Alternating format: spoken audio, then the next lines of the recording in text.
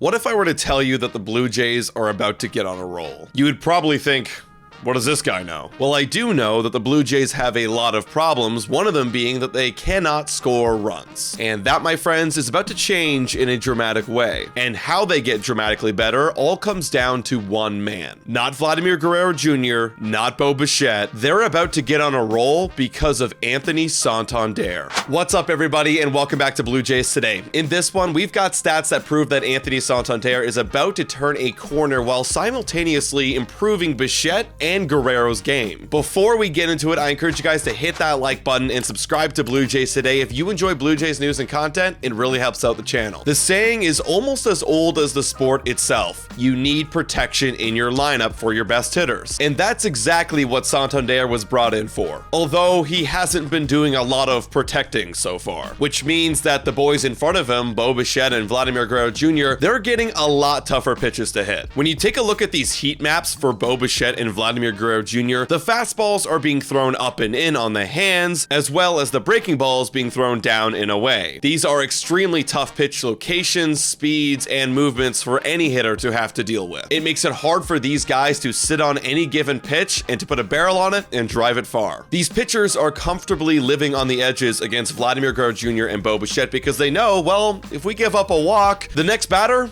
we can easily attack. And that batter is Anthony Santander. Just look at how the pitchers are attacking Santander this past month. They're going right at him, especially right here with this fastball location. This tells me that if they need a strike to steal, they're gonna pump a fastball down the middle. And they're not afraid because they know he's not off to a good start. To begin the season, Santander is only batting .178 with an OPS of .571, so not a lot of slug in there and not a lot of on base. He's also got a team-leading 31 strikeouts at the time of recording this video. So until Santander can prove that he is a legit threat at the plate, the boys in front of him are gonna keep getting these tough pitches. Basically, it's a domino effect. So truly, the key for the Blue Jays offense to get on a roll all comes down to Santander getting hot. Because if he can get hot, then the boys in front of him might start getting better pitches to hit. But is he gonna get hot? Well, there are some stats out there that prove that, yeah, Santander, it's time for him to get hot right now. If you haven't heard already, Santander is notoriously a slow starter. But once that calendar flips to May, he becomes a lot more lethal. In the month of May, he has a career batting average of .263 with an OPS of .822. Now, just based on these stats, there's obviously no guarantee that the 2025 version of Anthony Santander is gonna get hot, but this is a large enough sample size that us, as Blue Jay fans, we can feel a little bit confident that he's about to turn a corner. Now, what if I were to tell you there was another statistic out there that proves why Anthony Santander is off to a slow start, and the Blue Jays may be picking up on this, and they might make a dramatic change, and it all has to do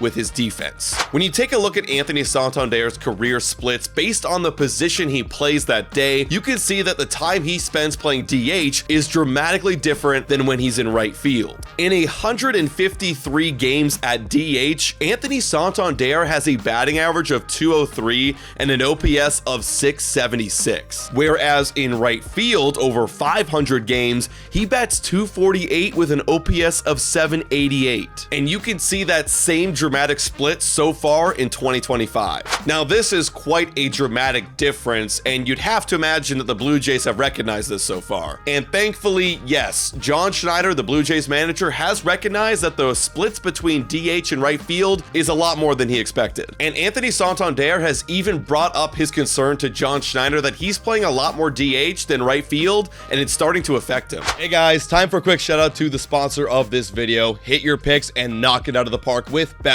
Scan the QR code down below or click the link in the description to join the action. Available in Ontario only, must be 19 years older to participate, and guys, please bet responsibly. Now, back to the content. The last few years, I was able to play 100+ games in the outfield, and I'm not ready to be a full-time DH. I'm still young. It's something I've been talking about with the skipper. We have good communication about it. It's going to be beneficial for the team and for me. Now, if I was John Schneider, I would absolutely be listening to Santander and applying these changes right now, especially when you consider all of the elements that we're bringing up in this video, and the fact that the Blue Jays have invested a lot of money in this guy to spark a up the lineup, but will they do it? They should, but only time will tell. And if they can get Santander on his feet and let the month of May roll by, then Anthony Santander's bat should have the ice melted off of it, and we should see a spark in this offense very soon. And hopefully we start to see a change in how the pitchers approach these top 3 hitters, and maybe, just maybe, this could be the hot streak the Blue Jays needed. But guys, you let me know your thoughts in the comments down below. Thank you so much for watching, and as always guys, go Jays go!